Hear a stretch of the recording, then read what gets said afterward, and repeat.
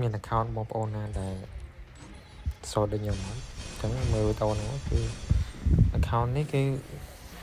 ដាក់ពេចតិចតួចអីគឺមិនដែលបានទេណាគឺតតែរាប់ពាន់ឡើងហើយនេះខ្ញុំចាប់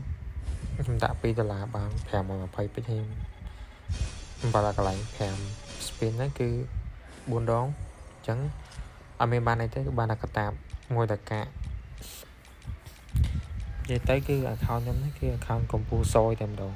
បើតិចតិចក៏ដាក់បានទេខ្ញុំឃើញ account គ្នាយើងខ្លះគាត់វល់ទៅអាមួយ spin ហ្នឹងក៏បានដែរគាត់ត្រង់ម្ដងតែខ្ញុំត្រង់5ដងក៏ដែរបានអញ្ចឹងចាំមើលវីដេអូក្រោយខ្ញុំនឹងថែម2000ដល់3000ដើម្បីចាប់អានឹងថែមទៀតចឹងណាព្រោះអានឹងខ្ញុំស្រឡាញ់មែនតើនឹងនេះគឺវាស្អាត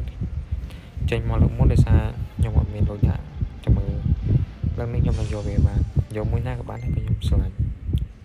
តែខ្ញុំស្រឡាញ់គេគឺពណ៌ខ្មៅនិងពណ៌សគឺខ្ញុំស្រឡាញ់ខ្លាំងតែគឺលេខ7និងលេខ11អញ្ចឹងចាំមើលវីដេអូក្រោយខ្ញុំនឹង